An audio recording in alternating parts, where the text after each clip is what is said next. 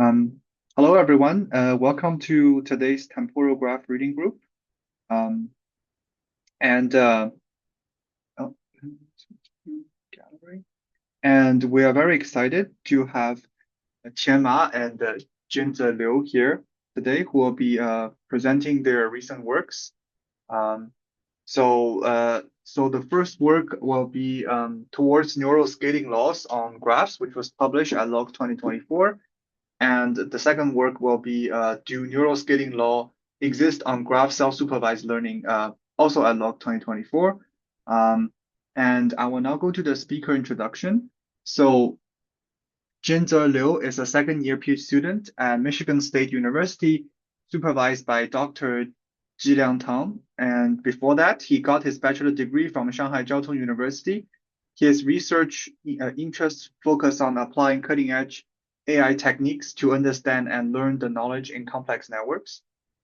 And Qian Ma is a first-year PhD student at Rensselaer Polytechnic Institute, supervised by Dr. Yao Ma. And prior to that, he earned his master's degree from City University of Hong Kong, where he worked closely with Dr. Xiangyu Zhao and Dr. Haoliang Li on spatial temporal data analysis. He also has a bachelor degree from the University of Electronic Science and Technology of China. Um, and yeah, so I will hand the mic to you. Okay, yeah, thank you very much, Andy. Yeah, maybe I can start to share a screen. Yeah.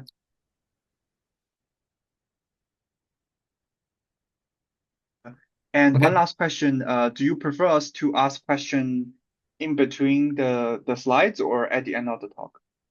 I think if you have any questions, you can stop us when we are talking, but we also will answer all the questions at the end of the talk.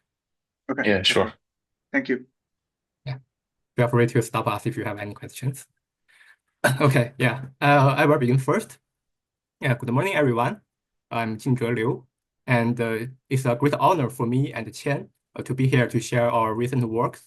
So I will start first to introduce the topic about towards neural scaling laws on graphs, and later I will switch to Qian let him share his works. Okay, so let's begin. Like as you can see, we will discuss the topic about the neural scaling laws on graphs. So the first thing we want to discuss before we dive into the specific form of scaling law graphs, we first want to discuss what is the neural scaling laws, what's its form, and why it's important. Let's start with some intuitions. With the development of the deep learning, we can notice some empirical facts. The first thing is that we notice that with more data or parameters input for the models, the performance of the neural scaling law would greatly increase. And the second empirical fact is that we are dedicated to make our model deeper and deeper.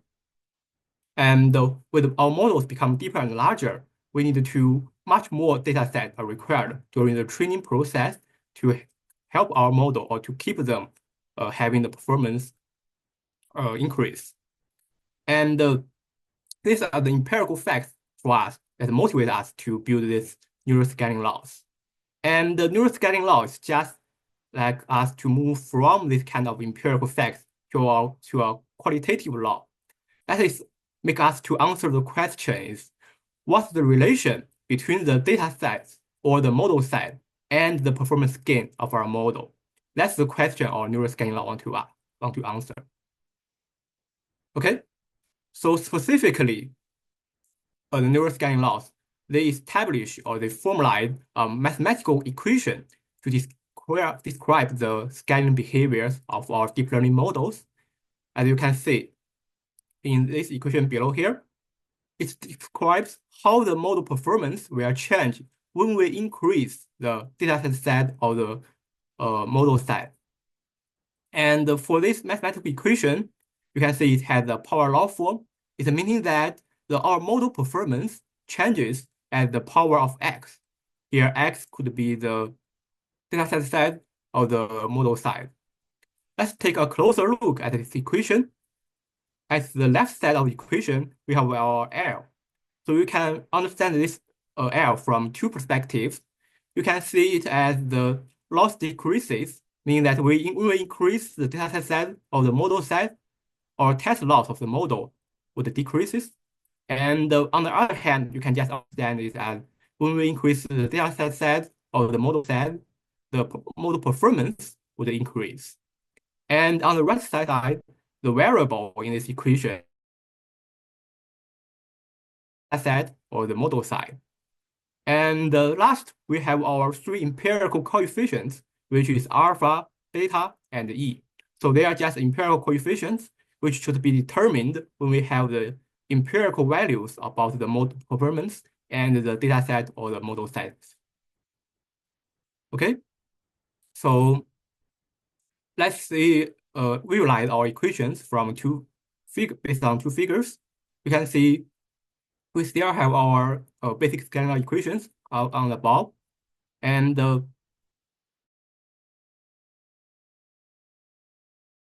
from both the dataset side and the parameter side. On the left side, you can see that the y-axis is the test loss, and the x-axis is the dataset side. So here we switch our x to the specific d, meaning the dataset side, and you can see a clearly power law curve formed in this figure, as we have our x-axis as log scale. So it's a straight line in this figure. And the same thing for the right figure. The y-axis is the test loss L. And here the x-axis is the parameters, which is the model side in these figures. So here we switch our x to the variable n, which means the number of parameters in the models. So our scaling law has a specific form as this, we show here. And it also has very close to a straight line here with the empirical values. Now we have understand that the basic form of the scaling laws. So we have to answer another question, is that why is the neural scaling important? Why we want to study them? The first perspective of this is that with the help of scaling law, we can understand and we can further compare the behavior of different models. Remember that several years ago, our perspective or our aim is to make the model larger and larger. So during this process, we have different backbones. Like for the NLP, we can choose between the LSTM and the transformers. We have different backbones to choose from to build the models. But if we need to try every backbone one time to make them very large and to train them with a large amount of data, it would be a great cost or great loss of our budget. So we want our experiments can help us compare how this model will behave when they are become larger and fed with much more data with some small scale experiments. So here is what the scaling law can help us. As you can see, we just say that the scaling law describe how the model performance will change as the dataset size and the model size become larger and larger. So when we have larger empirical values of alpha and beta, it means that the model would be much more data efficient, meaning that we have more data, the performance will goes up much faster.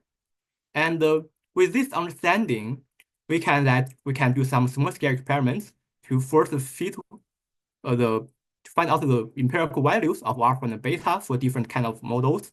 And then the models with larger alpha and beta, we think they are more suitable to be the backbone of larger models, because model with larger alpha and beta, when we feed them with the same amount of data, the performance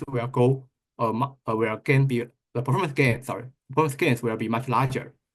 So we can have an example on this right side of this figure. You can see this it's a model scaling law about the transformers and the LSTM. When we increase the parameters as we increase the x-axis, the performance of the transformers will goes up much faster as the test loss becomes smaller. So we would conclude that when we have this kind of small scale experiment, because we only have like a parameter from 10 to the power of 5 to the 10 to the power of 9, it's relatively very small scale experiment. We can see that the transformers consistently behave better, have better scaling behavior than the LSTM. So here we would conclude that the transformers are the better backbone than the LSTM for the large models. Um, And the second thing just a about Mhm. quick, like very naive question. So in this plot, so does the scaling law say anything about at the limit, if you have infinite data, infinite model size, the loss is guaranteed to go to zero? It doesn't necessarily oh, say that, right? that's a very great question. I would say that's what the E answers. E Ah, I here is see. it's a irreducible constant, meaning that if we just increase the x or the n or the parameters or the data set, it eventually will like we end up around E, so we cannot see the arrow to go to zero. Will become a constant E. That means the smallest arrow we can reach I when we see. increase in the data set. Yeah, I that's see. a That great makes question. sense. Yeah. Yeah, Thank you. thank you. Okay. Oh, okay. And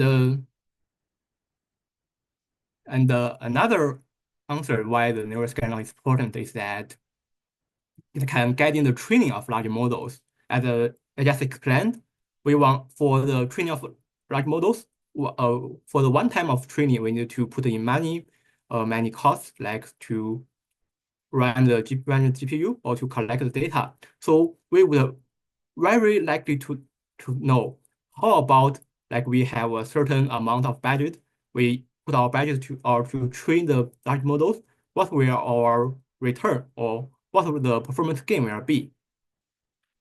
So when we have the scaling law, oh, we calculate the empirical values of the alpha, beta, and E based on our small scale experiments. We can further predict how the large model will behave when we increase more data. And we can decide whether we should like to put this our budget to training that will it give us our preferred or our favored performance gain. That's another benefit of scaling law can bring us.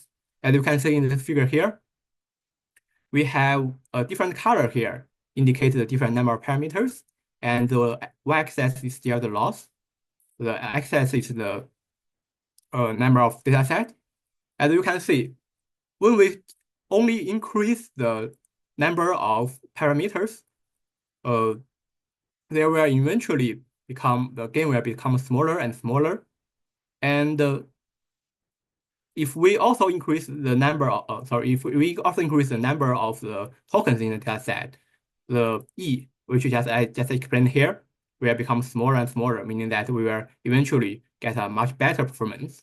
So it tells us if we want to get better performance of the large models, we need to simultaneously increase the number of parameters and the amount of data set during the training. That's what the neuroscaling law can tell us. Okay, so the last thing is still based on the budget. Previously we have discussed the neuroscaling law respectively for the model set side and data set side. And here we can combine them together and get a joint form of scaling law. And here we have two variables. The first is the model parameter numbers, and the second is the data set side. And it's natural for the second equation is that our budget is a function based on our model size and data set size. And the question is like this: when we have a fixed budget, how can we allocate the best value of the N and D to get our most highest possible performance gain? So to answer these questions, the researchers will draw a figure like this here.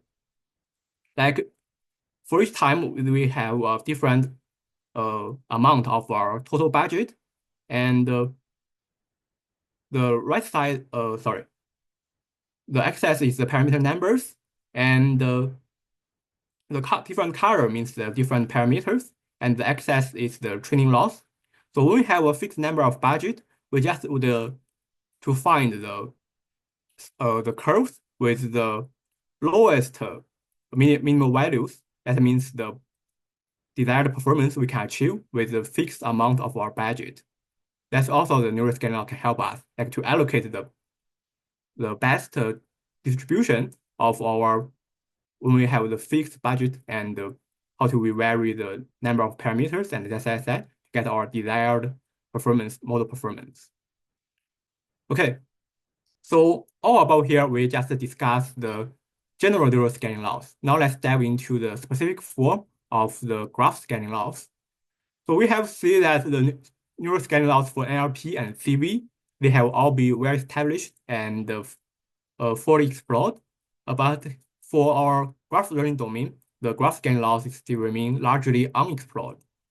So in this work, we would like to ask several research questions. The first one is that, does the same mathematical form hold for the graph scaling behaviors? Meaning that for our graph scaling law, does they also hold the same power law form in the mathematical meaning? And the second thing is that, what kind of impact of the GN architecture will have on the graph model scaling law behavior? It means that for the NLP and CV, researchers, they are focused on the transformers, and they study the scaling law behavior and the different kind of properties of the transformers. But for the graph domain, we have our GN architecture, where this different architecture make a difference for scaling law behavior. And the third thing is that how should we discuss the like our graph has a different kind of structures for the than the figure data or the NLP data. So how can this kind of different data structures will behave for the data scaling law? Okay, let's look into the first research question is how the graph scaling law behavior will be. Do they hold the same mathematical forms? So here we just doing various different questions. You can see we have the model scaling law behavior and the data scaling behavior on different data set, which is on the PCQ data set and the PPA data set. We draw that them with the different kind of parameters, and we vary the size of data set. And on the other hand, we fix the amount of parameters. We fix the size of the data set, and we vary the amount of data of the model parameters.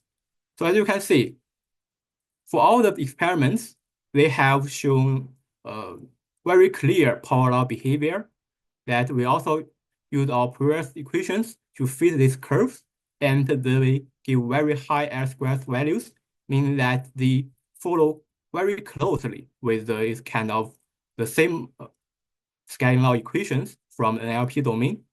So here we can conclude that the graph scaling law, they all still forms the power law form of the NLP domain as the same thing. Okay, and another thing is that we also shown our joint scaling law equations for NLP domain. That the graph scaling behavior, they also form the same equation. So again, we utilize our joint scaling law equations. We have two variables, n and d, which are the model parameters and the data size.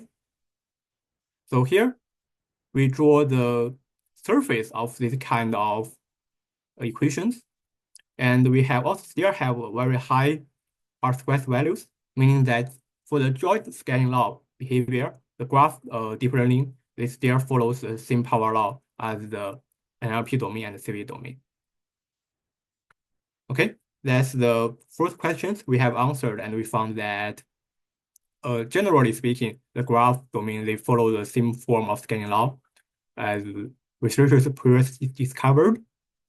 And the second thing we want to look into is that what kind of specific behavior our GN will bring us to the model scaling law. meaning that when we increasing the model parameters, how the performance will change when as the model become larger and larger. So I would like to move back forward and to first show us a very special, or maybe not that special, but just a property of the transformer in the NLP domain. As you can see in the left figure, here the researchers drew the model scaling law curve for the different kind of model layers of the transformers.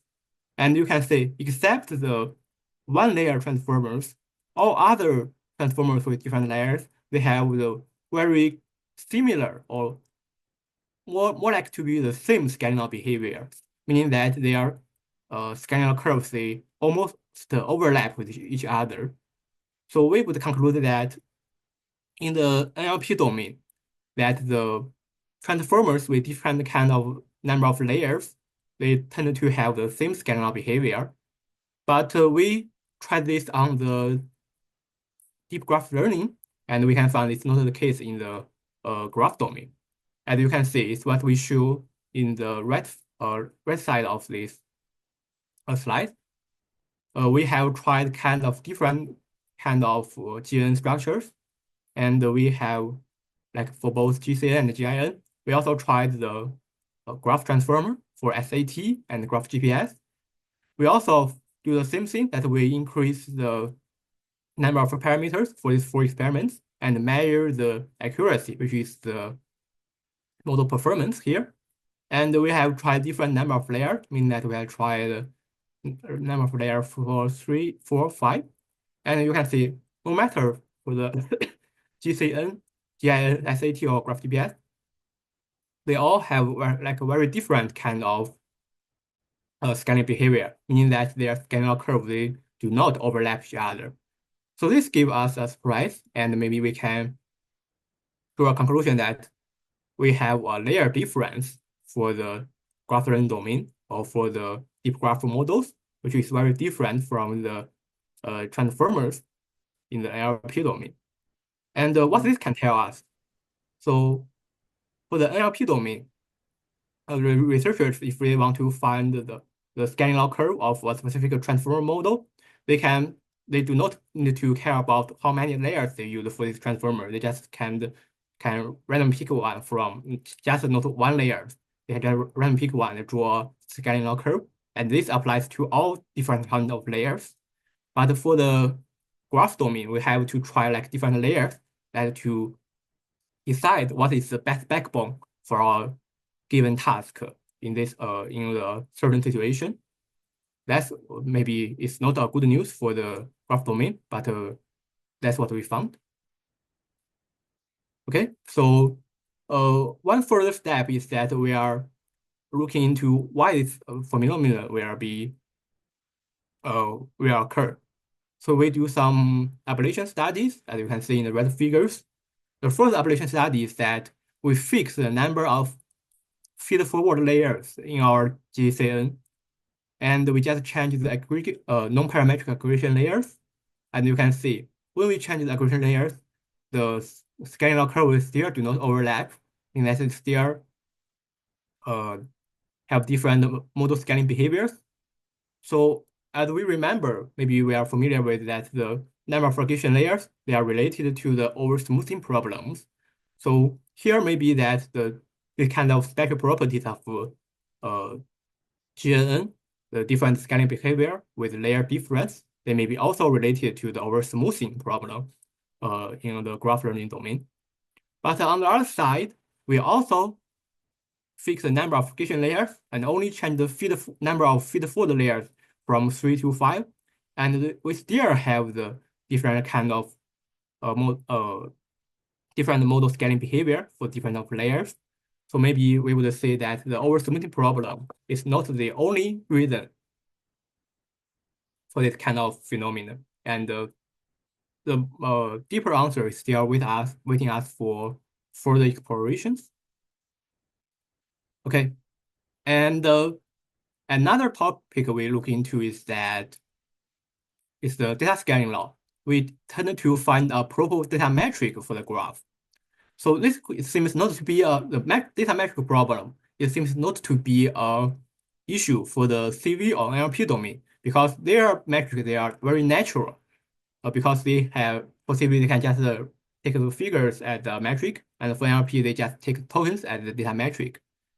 However, the CV and the NLP data, like for the picture and the text, we would say they are very regular data, meaning that for CV you can see just a figure. In the same dataset, they tend to have the same number of pixels, and for each pixel, they have the if we view the figures as a spatial graph, they have four neighbors, and for the text, if we treat them as a graph, they tend to have the two neighbors, so they are just a very regular graph. However, it's not the case for our general graph domain. Is that for the general graph, they are very irregular, meaning that for each node, they can have different number of neighbors, and for a whole graph, they tend to have different kind of number of nodes and different number of edges. So previously, when people look into the scaling behavior of the graphs, they tend to just, like for the graph classification problem, they just tend to naturally take to the number of graphs following the CV, like as a kind of data metric. However, here we would argue here that compared to the number of graphs, the more fine-grained metrics, like the number of edges, as we will show here, also the number of nodes, they are a better metric than the number of graphs for graph scaling law behaviors. So to further illustrate this, we would like to see a comparison between this. Here we just do an experiment on the graph classification. More specifically, we do the experiment on the molecule HIV dataset, and we draw the scaling law curve of the when we train model on that set. And you can see there are two curves. We first dive into the left figure. You can see there are two curves, and they are marked as complex and as simple side. Here, what we mean is that we divide the whole data set by the number of graphs, meaning that for both the complex curve and the simple curve, we have the same number of graphs, but the complex curve part, they have much more edges than the total number of edges than the simple part of the training set. And so for doing this, then we train a model of the same architecture on both the complex part and the simple part.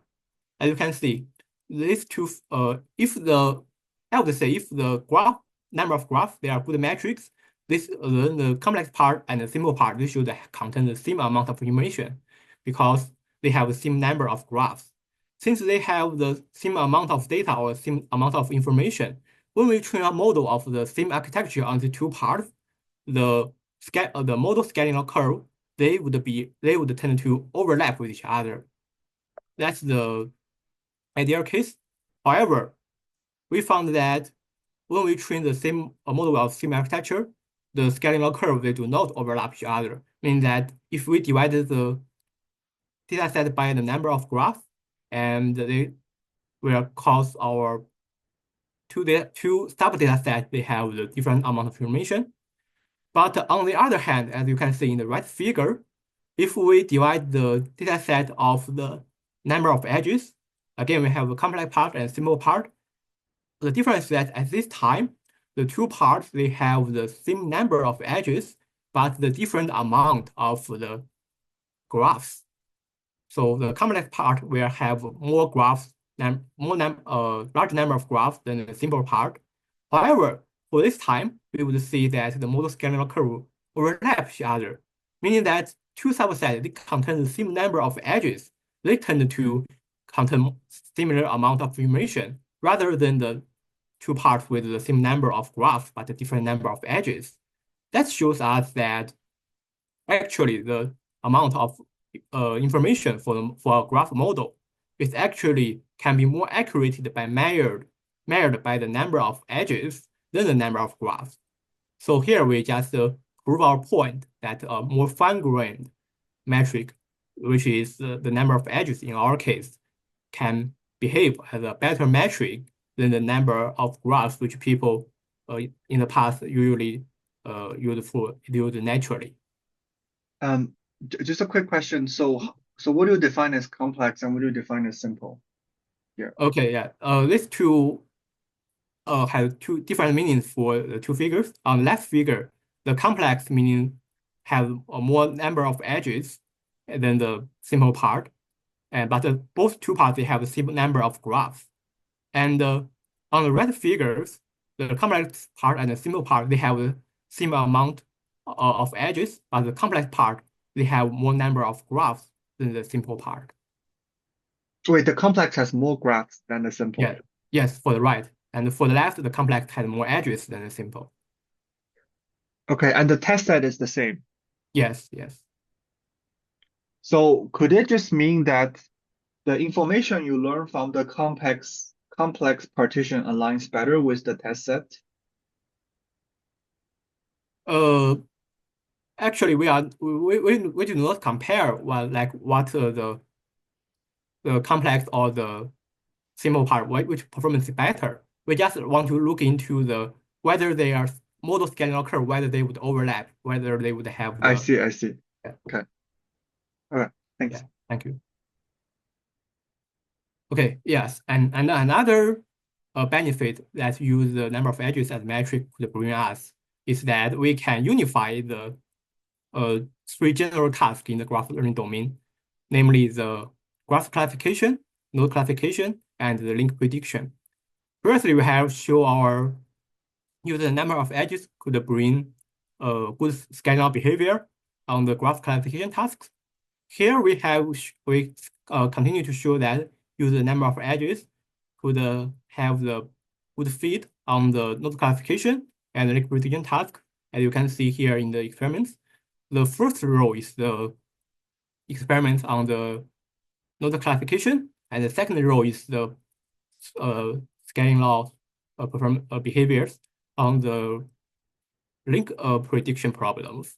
And for both tasks and all the data sets, we have very high R-square values, meaning that we get a good fit when we use the edges as the data metric. So that means that with the number of edges as the metric, we can unify or we can let all the three general tasks in the graph domain, they share the same data metric, which is very meaningful if we want to further build a graph foundation model for the different kind of tasks. Okay, and I think that's the major part of my sharing. And I would just remind us that all about what we discussed is just a very initial exploration about the scaling behavior of the deep graph learning. And there are many questions we cannot be answered during these works. Like first thing is just the limitations of the model size and data set size. So compared to the experiments in the CV or NLP, the graph data set we have is much smaller, and the model we can use is also limited to the academic resources. So the model size is also smaller. So we cannot further verify what the scaling will behave when we further increase the data set size and the model size. And the second thing is that we found that the GNN and the graph transformer, they could share some different, they could have some different behaviors regarding to the model scaling curve. And this is worth further try, because if we want to build a foundation model, we need to decide whether GNN or the graph transformer will be a better backbone. And another thing was to try is the compute scaling law, meaning that how the model performance will change when the compute budget changes. And this cannot be addressed because the limitations of the model set and test set, because during the academic experiments, it's very hard to see the actual computer scaling law when we just use a very small amount of computations. And I would say our most important issue is that we only discuss the supervised situation about the neural scaling laws in this work. And for the NLP and CV, we majorly care about the unsupervised situation, because if we want to build a foundation model, we must rely on the unsupervised training. But luckily, my coworker, Qian, he had addressed these problems about the unsupervised graph scaling law in his work. So let's welcome him to continue sharing the graph scaling laws in the unsupervised learning situations. And yeah, if you have any questions for me, I would welcome after Chema finish his sharing, where we will answer all the questions. Thank you. Thanks, Jingzhe. Okay, I will start sharing my screen. Okay. So yeah, here. Okay. So hi everyone. Can everyone see my screen now? Yes, Yeah, we can see you. Yes. Thank you. Yes. Yeah. Okay, Yeah. thank you. Perfect. Okay, so hi. Good morning, everyone. So my name is Qian. So what I will presenting is just to follow Jingzhe's work. So it's about do neural scaling law exist on the graph self-supervised learning. So here is my agenda today. I will first try to illustrate our motivation more. So I will mainly try to answer three questions. And for the settings, because it's self-supervised learning, so there will be some different compared to what Jingzhe introduced to the supervised learning on graph settings. And then I will introduce our some interesting observations and conclusions.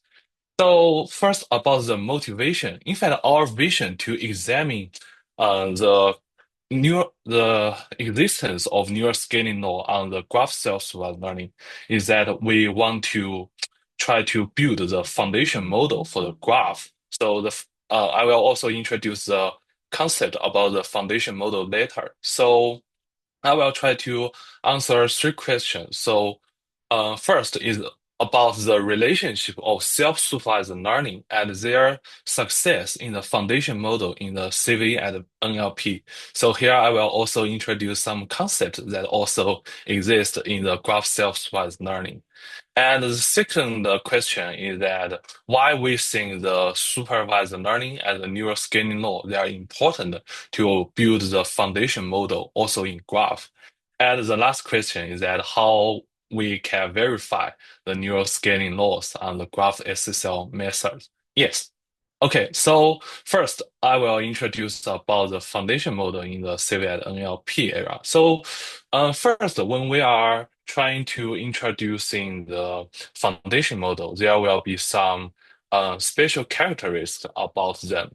So first is about the data. So for the CV and NLP foundation model, there are many pre-trained with massive or broad unlabeled data while self-supervised learning. So they will design some specific pre-training task during this self-supervised learning, and then they will be adapted to a lot of different downstream tasks. So we also desire that we can have a foundation model for graph one days.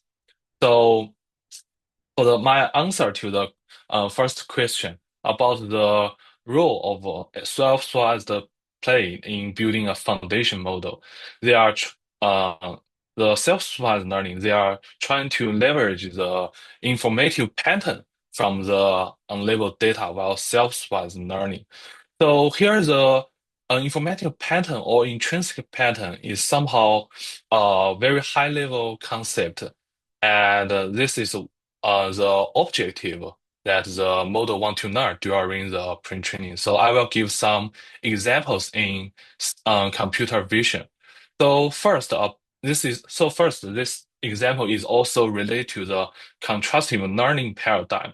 So first, given a graph, given an image about the dog, so what we want to, as we are human, we can easily recognize this is a dog. We can recognize from the shape, from the texture of its furry, but it's maybe not that straightforward for the model.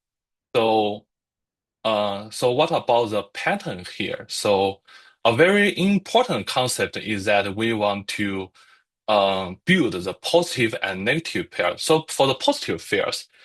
So as this is still a dog, so when we can try to do some data augmentation to get the positive pairs.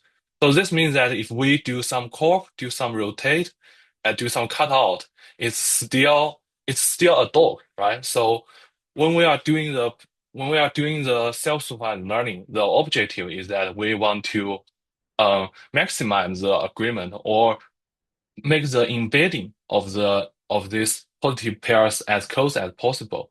And for the negative pairs, it may be a cat or other images. Then it's different from dog that we want to somehow put them away.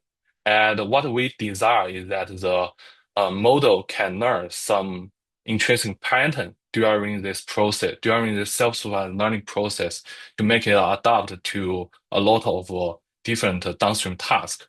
And yeah, I will also introduce another paradigm called generative learning method. So it's very similar to the mask language modeling in the NLP domain, but in CV it may be just so this is the uh, paper model architecture of the mask autoencoder. So um, intuitively, what we have seen in the input, it will mask the sound. But as we have our human, we have some intrinsic patterns. We can know that this is somehow related to the flamingo, and this is also the objective of this generative learning-based self-supervised learning, which means that given this context, given the context, our final objective is to learn such pattern to make it recognize this is flamingo. Yeah, so the common sense is that the self-supervised learning objective is different to the downstream task where they want to learn such intrinsic patterns. Yeah. And another role of self-supervised learning is just, I think Jingzhe also mentioned, is that they will gain from the increasing pre-training data, which means that if we give them more pre-training data, we can make the downstream performance better. Yeah, so this is the first question about the relation between self-supervised learning as a foundation model in the existing CV and NLP domains. Yeah, so another question about the relation between self-supervised learning as neural scaling node, I think Jingzhe also mentioned, because the existing work, they have already verified the neural scaling node can serve as a key principle for the success of foundation model in CV and the NLP domains. So yeah, so therefore we also believe that a successful self-supervised learning design can observe the neural scaling node behavior on the graphs. So that means that what we want to try to observe is that by increasing the pre-training data size or the model size, we want to see if the test performance can continuously improve on the downstream task of the graph self-supervised learning. Yeah. So uh, for the self-supervised learning in graph, in fact, there are a lot of graph self-supervised learning methods in the graph domain. But nowadays, we still cannot find a graph foundation model that can really do or really serve as a foundation as a CV and NLP domains. So yeah, so this is our answer to the question two, that we believe according to the success of the self-supervised in CV and NLP domains, we think for the graph domain, a proper self-supervised learning that is following the scaling law should be critical for us to build up the foundation model. Yeah, so about the last question, so how how how to verify the neural scaling law on the graph self-supervised learning? This is the work we have done in this paper. Yeah, so our focus is to explore if the scaling law exists on the existing graph self-supervised learning. So we will still conduct the same data scaling and model scaling settings, following the settings Jingzhe just introduced. But our metrics is about the downstream performance you see. So the ideal situation should be that if we increase the pre-training data gradually, or we increase the model parameter scale gradually, we can observe it. So yeah, so for the settings, because this is about the graph self-supervised learning, so the evaluation protocols may be somehow different to the supervised learning one. So our objective of the objective of the graph supervised learning is that we want to pre-train an encoder. So in our work, we use the Qian as backbone to be as powerful as possible, and it will use the unlabeled data in the pre-training in the design self-supervised learning task or the pretext task. And after the pre-training pre-training phase is done, we will fix the pre-training model. And then we'll use the obtained embedding from the label data for the downstream task. For example, we will try to train a classifier to do the graph classification. And we also, and the downstream performance we'll report is on the held out test set. Yeah, so for this week, we focus on the graph level task because it can give us a very easy control inductive settings. Yeah, so for the data scaling, we just gradually increase the pre-training data. So our interval is 10%, and this is to make sure that the data from smaller ratio is also included in the larger ones. And for the downstream task, we fix the labeled data ratio across all data scaling settings to examine the effectiveness of pre-training. Yeah, so for the data set, we have tried a lot, but for the results I will introduce today is mainly from the OGBG2 molecular data set and one Redis threads, a social network data set for the classification. And for the model scaling, so as I think just as Jingzhe introduced, because I think this is a basic situation for the graph, we will try to increase the model's size by two ways. The first way is that we can just increase the um, the hidden dimension of each layer, and another manner is that we can increase the layer of the number of layers of the backbone, but fixed with the hidden dimension fixed. Yeah, so just as we introduced about the contrastive learning before, so for the graph, there is also method with a similar paradigm. So the idea is that we still try to construct the contrastive pairs and try to make the positive pairs, embeddings of positive pairs as close as possible while pushing away the embeddings of negative pairs. So taking an example of the graph cell, which is also the method we examine later. So what they have to do is the idea is that with the same input graph, we will try to do different augmentation for them. For example, here we will drop node and or we'll do some perturbations on the edges. And then because they are still the same graph, so our goal is to try to maximize their agreement, which means that we want the embeddings to be as close as possible. Yeah. So another paradigm is about the generative self-supervised learning method. So the idea is very similar to the MAE things, as the method we try to examine is a graph MAE. So the idea is quite similar. So we will try to give some mask node features, and if the model it can learn the pattern well, it will try to predict, try to reconstruct the mask features with a given context. Yeah. So now I will try to introduce our our observations from the data scaling.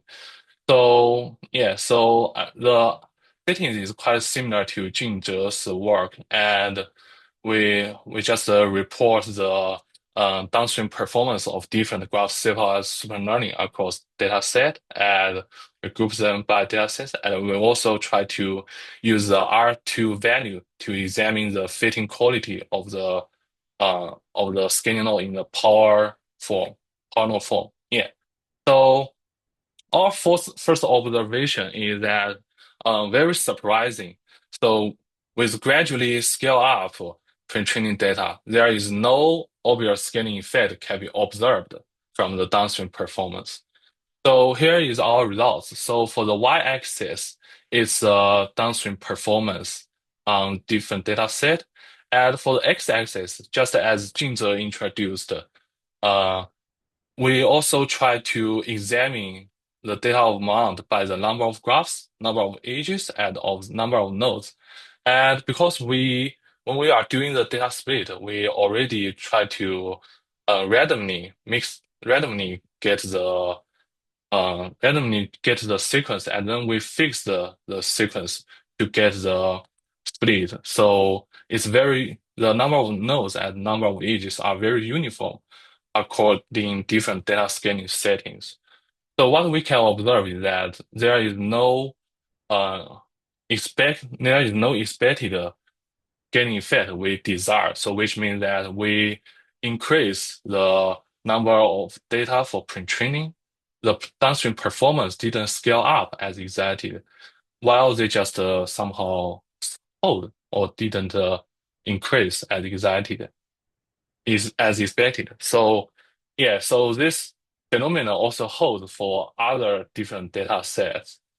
And so this is very different from the NLP and CV domains because our self-supervised learning, for our graph self-supervised learning, we cannot observe data scaling behavior on the downstream performance. So therefore, we would like to investigate whether they benefit the downstream loss. In other words, the SSL objective we have introduced before about the contrastive learning and generative learning. So this is to say that we have given more budget, we given more pre-training data, it didn't benefit on the downstream performance. So what did they benefit for? So if the loss of the SSL objective, we can observe the reduction in the downstream held out test set, then this could be the gap between the pre-training and downstream tasks that result in such observation. So we just change the matrix we observe from the downstream performance to the self-supervising task objective. And yeah, we just use the held out test set to compute the same SSL loss we use in the pre-training stage with the pre-training model fixed. So for the observation two is so now what we have observed is that there is consistent scaling behavior can be observed on the self-supervised learning loss. So compared to the previous figures about the downstream performance, the y-axis just changed from the downstream performance into the same objective that we used for the pre-training stage.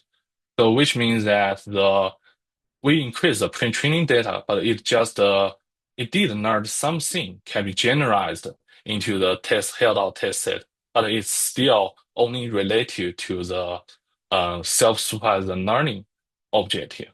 And the situation is also same on other data sets.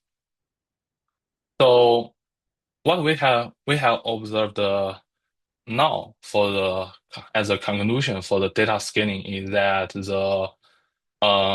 with scale up the pre-training data, it can only improve the capability of the self-supervised learning task in the data miner, while not for the downstream performance.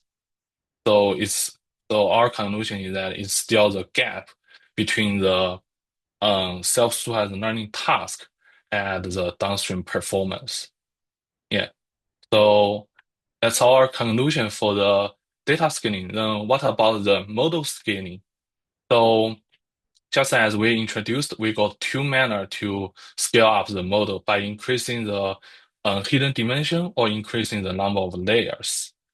So, and for the performance, it's also very surprising that we cannot observe obvious scaling effect with both these methods. So here for the y-axis is still the downstream performance, and now we are using different colors to indicate different number of layers. And for the x-axis is the number of parameters. So ideally, with a larger hidden size, the point should be in the right part. Yeah, so as we can observe, there is still no obvious scaling effect we can observe on the downstream performance, and the situation is also the same when we try to increase the number of layers. Yeah, so this is also very surprising. So no consistent scaling behavior in the downstream performance can be observed.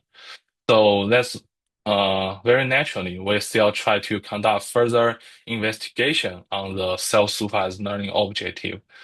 Yeah, to see if it's maybe for the SSR objective it can scale up, but uh the improvement in the self-supervised task it cannot correspond to the downstream performance gain. So yeah, so what we have observed is that only under the model scaling settings with increasing the number of layers, we can observe a very clear scaling effect on the SSR loss. So yeah, but however, another very surprising observation we have found is that under the model scaling settings by only increasing the hidden side, there is no obvious scaling effect can be observed. So as I'm showing here. So compared to the last page, the scaling effect is not that obvious. So that's why we conduct further investigation according to the observation 4 and 5, because um, there is the only scaling behavior can be observed by increasing the number of layers, while not for increasing the hidden size. So this is not same as a scaling effect in CV and NLP domain, where we increase the number of learnable parameters. It can improve the capability of the model. So our hypothesis is that we think maybe it's caused by the model architecture with more aggregation instead of more transformation with more learnable parameters. So for this investigation, what we try to implement, or we try to modify our implementation, because previously, for example, for the GIN ones, we stack more layers, which means that for each layer, we do one transformation and do one aggregation and stack them over together.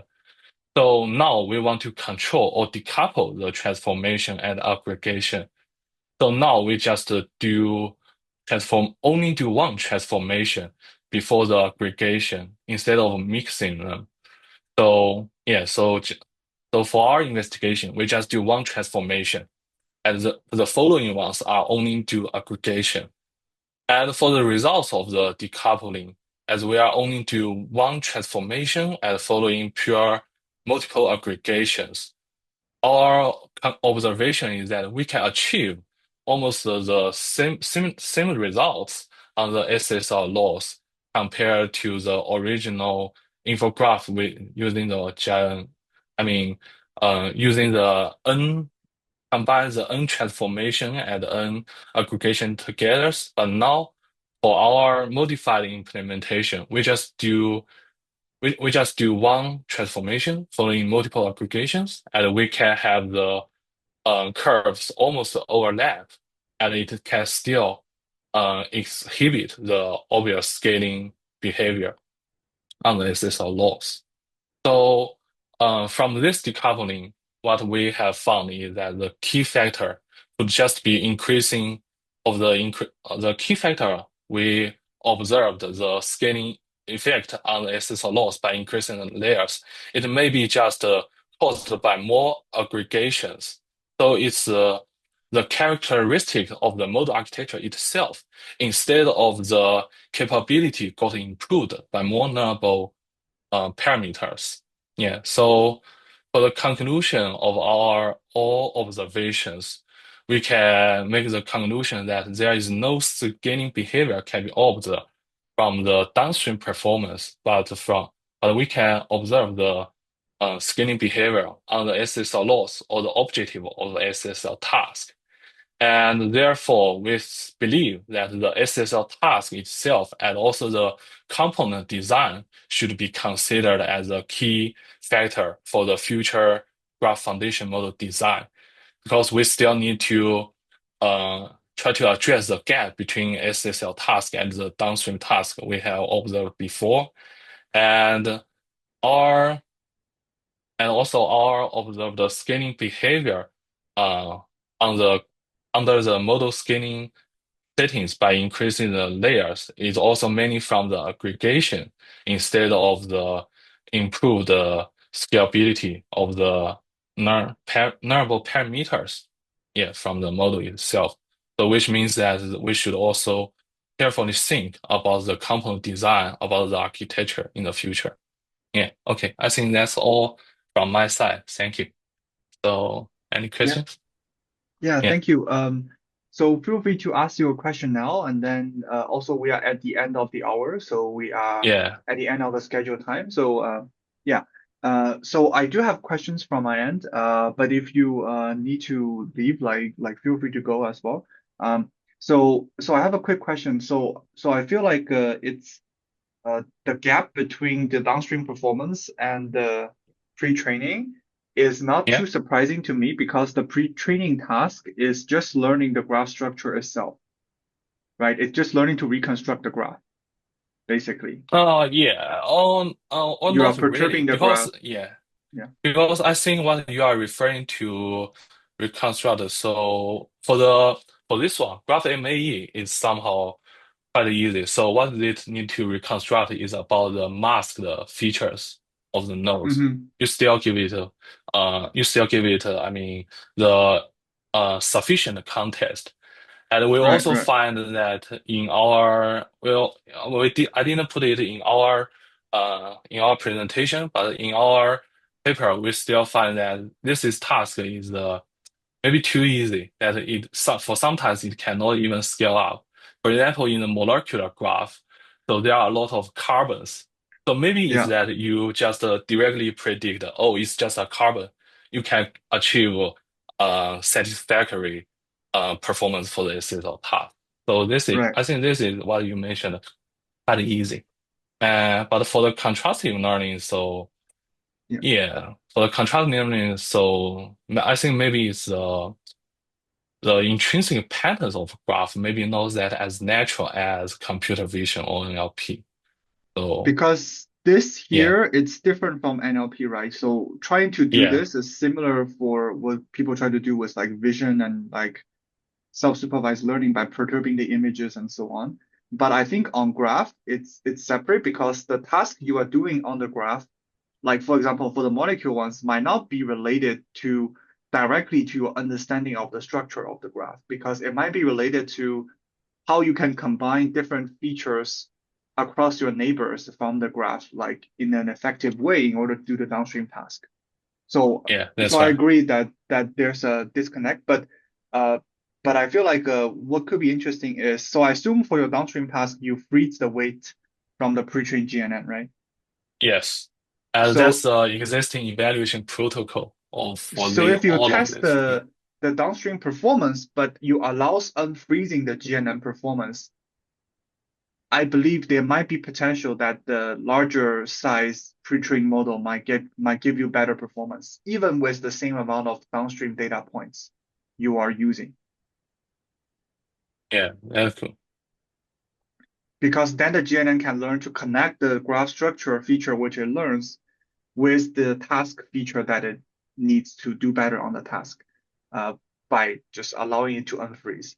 Um, that Yeah. just some thoughts. Yeah, that's one point. And I think maybe I didn't include it in the slides, but for the existing, I think for all these existing evaluation protocols, in fact, they are doing the pre-training and testing in the same data set. Yeah. Which doesn't make too much sense if you have a Yeah, foundation model you want to transfer to. Yeah, that's a different that's question, more like in that's a general. different question. Yes. Yeah. Um, okay, there's also a question from the audience, just in case Okay. people need to leave. So, you mentioned over smoothing is over scratching also responsible for the number of layers phenomenon in self-supervised learning. Oh yeah, yeah. Thanks for the question. I think we can see that oversquashing is also responsible for the phenomenon because the layer of the layer numbers of aggregation layers, they could affect both the over-smoothing and the over-squashing in the graph classification task. And when we change the number of aggregation layers, we can see the different layer number phenomenon. So we would like to see there possibility that both the over-smoothing and over-squashing can affect this phenomenon. And I have to admit we have very limited knowledge about this phenomenon so far. So we can just see there is possibility, but we have not identified what is the specific reason for this phenomenon. Yeah, thanks for the question. I hope that address your concern. Great, thanks. Thanks for the answer. Yeah, and thanks for the question. So, yeah, so I want to go into like a little bit quicker discussion, but yeah, so feel free to go and just let me know if you are limited on time. So, so like one thing I find that's very interesting from the first paper is the difference between transformer scaling and the GNN scaling. So you mentioned that in the conclusion a little bit. So for graph transformers, so people have proven that it's a universal approximator on graphs. So assuming you give it enough positional encoding that can identify the graphs, then it theoretically can scale and basically help you distinguish between any sort of graph. While for the GNNs, there's also a limitation. So no matter how much you scale, at least for the molecule data set, it would not make sense to like it's going to hit a barrier because of the WL test. So at some point, even if you try to scale like to infinite number of layers and neurons, it still cannot differentiate between some graphs. So there are hard like error bounds on the GNN in the scaling. So you're going to hit the wall like at some point, unless you have a more powerful GNN. While for transformer, it's the opposite. Like it's more depending on what positional encoding you are using. So that's one comment. The other one is that I really like the work and I think it's very interesting like research direction. But I'm also like curious, have you tested on training across multiple types of graphs and then transfer to different domains? So currently you have training and testing on kind of similar type of graphs. And then how do you like imagine that will work? Yeah. Thank you very much for the comment. For the first thing, yeah, I totally agree about your first comment because during the scaling law behavior about the transformer and the GNN, we find that actually graph transformer they have the better scaling law behavior, meaning that when we increase in the model size, the performance will go much higher, and the upper bound of the performance is much larger, much higher than the GNN, meaning that if we continue to increase the model size, eventually there will be better performance of the graph transformer than the GNN. So yeah, I totally agree with you from the empirical views. And for the second comment, yeah, I have think about these questions for some time, but I think there are some obstacles. The first thing is that different from like the within domain pre-training, that's the cross-domain pre-training on graph learning. We have not reached like a common paradigm. We have not identified which kind of paradigm or which kind of test setting is that all the researchers in this domain can agree with. We have seen many papers there be published. People continue to argue that no, yours are not the good settings. Mine is good settings. So if we at this point we start to look into this kind of scaling laws of cross domain training on the graph, we will be challenged by the different settings. So I think the best thing is that maybe we can wait for several times when we are there the better paradigm come up, we can do this test on the paradigms. But in my perspective, that when we do the cross-domain training of the graph, I think there depends on what you use to train the models and what you use to test on the graphs. There will be different kind of scaling behavior when we change these two parts. I think maybe that's one thing I'm also interested in that maybe I will look into in the future. Thank you. Yeah. And specifically for the second question about pre-training in cross-domain graphs, that's what I'm working on now. I do have some promising results. Maybe we can discuss more Oh, details that's later. great. Yeah. Yeah, Yeah, I'm trying to that's decouple very the interesting. structure with the feature things. And that's what I'm working on for the KDD submission. Yeah. I see, I see. Well, Yeah. best of luck. I know the deadline is on Monday, so best of Yeah. luck. And yeah, so looking forward to see the preprint come out. And I think yeah, so it makes sense. So another issue is that you have different feature dimensions for different graphs. Yeah. So that's also another thing that you need to address. Yeah. Okay, cool. Cool. Yeah, so thanks for the discussion and thanks for the great talk. So I will be like closing the video. So we have the recording. So we'll post probably like once we get around to it on the YouTube channel. Sure. So thank you both. Yeah. Yeah, Yeah. thank Also, you for yeah. inviting Thanks us. for your invitation. Yeah. Thank See you. you. Bye. See you. Bye. Have a good day.